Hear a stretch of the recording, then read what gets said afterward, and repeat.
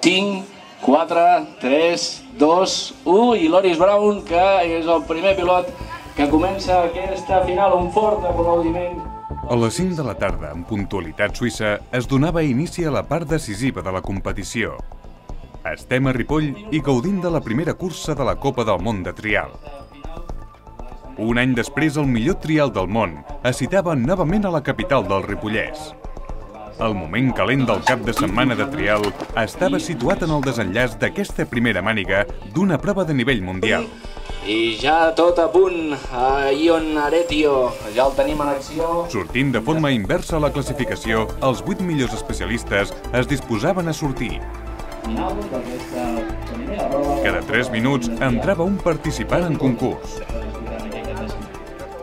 Allà estaven Diego Barrio, Ion Aretio, Sebastián Honegger, Loris Brown, Abel Mustieles, Rico Eloek, Benito Ros i Daniel Comas. Els més forts de la sessió matinal es jugaven el primer liderat a la Copa del Món d'enguany en un entorn preciós, al centre de tecnificació del Ripollès, enmig de la natura i en un cap de setmana on el temps va ser òptim, molt diferent de l'edició de l'any passat, quan la pluja i l'humitat van esdevenir claus.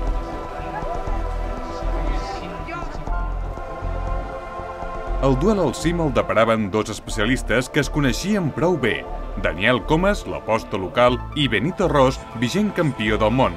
Eren els favorits i no van fallar.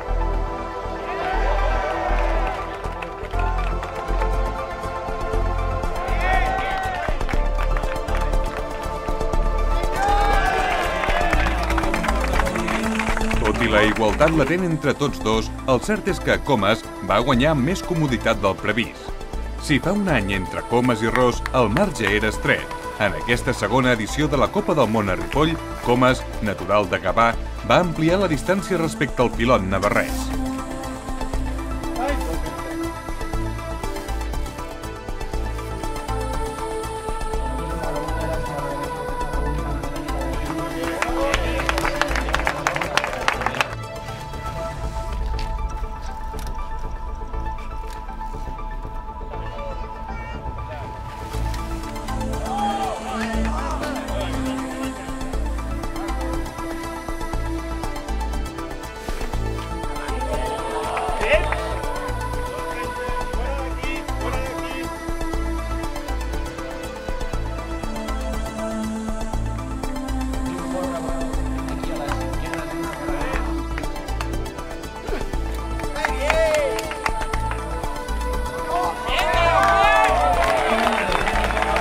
A la primera volta, Comas ja circulava en primera posició per 4 punts, però a la segona tombada el marge ja fou clar.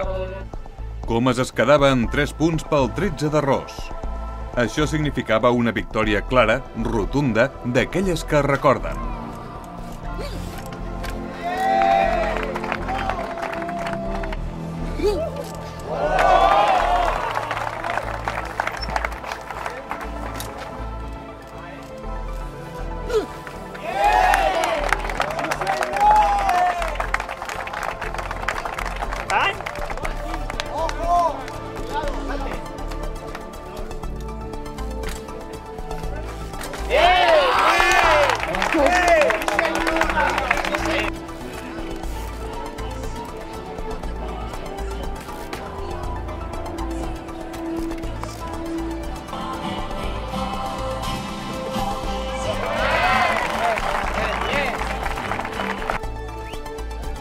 Doncs recordem, al finalitzar la primera volta del recorregut, la classificació estava de la segona. El desenvolupament de la competició invitava a pensar que el podi podia ser enterament espanyol.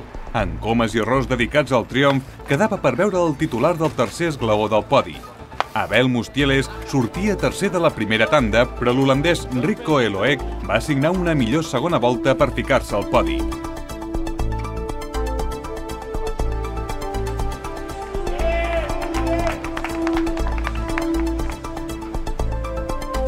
Bueno, la veritat que molt content, no? Perquè hem començat la primera prova guanyant, sempre és important, i a més aquí a casa. O sigui, jo crec que millor no es pot començar la temporada, no? O sigui, començar la primera prova de Copa del Món aquí a Ripoll i guanyant, molt content. Un fort aplaudiment pel guanyador d'aquesta primera prova de la Copa del Món de trial. La veritat, també tinc que felicitar l'organització, que està molt ben organitzat, les zones eren de molt alt nivell i han sigut també saber moldar-se a la situació, no? O sigui, han sabut canviar les zones al moment just i la veritat que felicitacions. Doncs ja tenim aquí el primer líder de la Copa del Món de Trial en aquesta primera prova disputada aquí a Ripoll, en Dani Comas, brillant guanyador d'aquesta primera prova. 3, 2, 1 i surt ja el britànic Ben Slinger amb aquest... A la final de 26 polzades, les rodes grosses, la pugna, fou entre el francès Gilles Costellier i el belga Kenny Belay. Tots dos van sortir empatats al final de la competició, havent de fer còmput del número de zones on es va marcar un punt i en aquest capítol el francès fou millor. I és que la final de 26 va deparar parts dels millors i més emocionants moments del cap de setmana. El guanyador final va repetir d'aquesta manera la victòria aconseguida en aquest entorn fa un any. Recordar que la competició es va disputar als voltants del Centre de Tecnificació del Ripollès, on Andreu Mir, Joan Figueres, Pol Tars, Miquel Vendrell, Eloi Par i Rafa Tibau estudien i milloren les seves aptituds al trial. Una proposta que porta anys funcionant i que ja ha donat resultats palesos en competicions internacionals. El Centre de Tecnificació del Ripollès és una unitat operativa depenent de l'Ajuntament de Ripoll i la Secretaria de l'Esport amb l'objectiu d'atendre aquells joves esportistes seleccionats segons els criteris tècnics que estableix la normativa específica de cada esport i que tenen una projecció. Aquí els esportistes seleccionats disposen d'un context idoni per desenvolupar una formació tècnica esportiva, una formació acadèmica i un seguiment mèdic i psicològic. Des de 2007, la Federació Catalana de Ciclisme ha iniciat un nou projecte pel que fa referència a la tecnificació de totes les modalitats esportives incloses al ciclisme. Un pla estratègic nou que va arrencar amb la modalitat del trial, especialitat que fins aleshores no tenia un projecte de tecnificació. El pla inclou el treball amb esportistes de 15 fins a 17 anys que estan ja obtenint algun resultat a nivell català i espanyol i que presenten una gran projecció en la seva modalitat esportiva a nivell internacional, com passa amb els citats.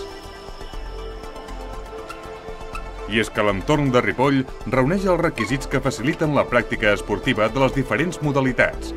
Bones carreteres, poc trànsit, zones de muntanya, rutes i centre de BTT.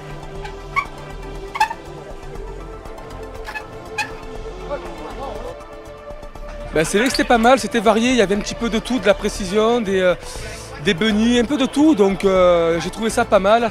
Après, pendant les reconnaissances, je pensais que ça allait être quand même beaucoup plus dur et qu'il allait avoir beaucoup plus de points.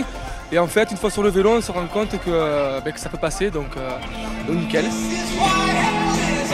Doncs ja tenim aquí en Gilles Costellier, el francès brillant guanyador d'aquesta primera prova de la Copa del Món de Trial disputada aquí a Ripoll amb el seu mallot com a primer líder d'aquesta Copa del Món de Trial.